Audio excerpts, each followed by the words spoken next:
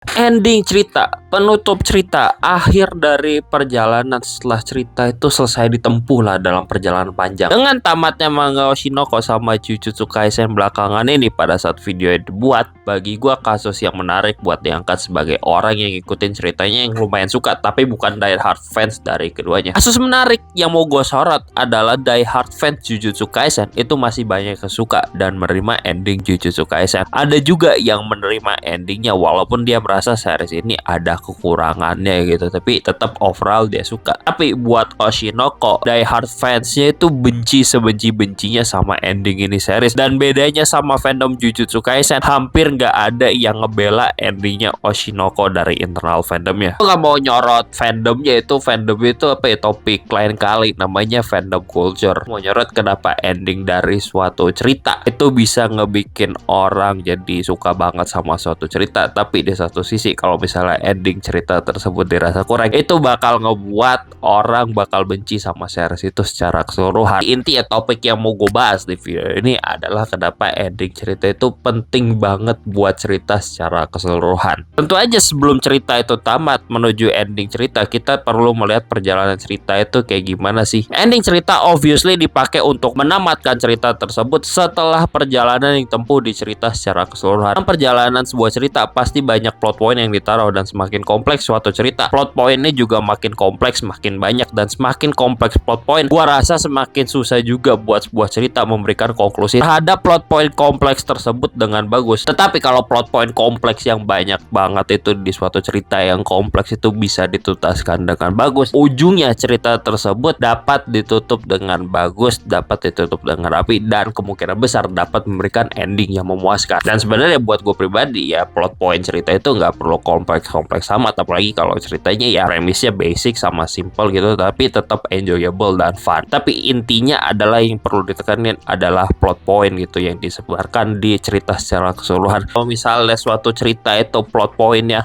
pas menuju ending gak bisa diselesaikan gitu ya, katakanlah gitu, ataupun kalau niatnya open ending tapi open endingnya kayak cuma bikin itu kemungkinan besar ya ceritanya bakal rusak gara-gara endingnya itu nggak bisa menyelesaikan plot point yang ada di dalam cerita dari perjalanan panjang. Jadi kalau plot point nggak tuntas gitu kasarannya, ini bisa disebut pakai istilah plot hole. Sehingga balik lagi ke penjelasan gue tadi, kenapa ending cerita penting, karena ending cerita yang dicapai setelah perjalanan panjang ditempuh dalam cerita itu perlu diselesaikan. Dan buat gue pribadi, ending cerita ngebikin suatu cerita jadi bagus banget dan bahkan bisa jadi masterpiece. Begitu juga kebalikannya, kalau ending jelek bisa ngerusak cerita secara keseluruhan. Intinya gue sekarang condong memandang kalau misalnya ending suatu series itu sangat berpengaruh untuk apa ya, enjoyment gue kalau ada suatu cerita gitu, apakah bagus atau enggak. Kalau misalnya ending suatu series jelek, itu bagi gue ya seriesnya jelek secara keseluruhan. Dan ini ya terjadi pergeseran opini lah gue belakangan ini, dimana kalau dulu gue beranggapan kalaupun ending suatu series itu kurang atau jelek, bukan berarti ceritanya secara keseluruhan itu ya jelek gitu, itu masih bagus lah. Argumen utama gue adalah rasanya kalau ending suatu cerita itu kurang, rasanya perjalanan panjang gua menempuh suatu cerita kalau endingnya kurang rasanya pointless. Bisa jadi banyak pertanyaan tentang plot point belum kejawab atau apalah banyak faktor. Gua nggak mau permasalahkan kalau suatu cerita mau happy ending, sad ending, bittersweet ending atau apa, suka-suka yang bikin, asalkan cara menyampaikan cerita itu bagus yang bisa ngebikin gua menerima macam-macam endingnya kalau dieksekusi dengan pas. Hingga lagi-lagi kalau misalnya ending suatu cerita jelek, bagi gua ngerusak cerita secara keseluruhan, karena itu tadi perjalanan cerita yang panjang itu rasanya pointless karena kebuang di akhir gitu. Barat apa ya, kalau lu main sepak bola, lu udah ngebantai apa tuh tim lain 3-0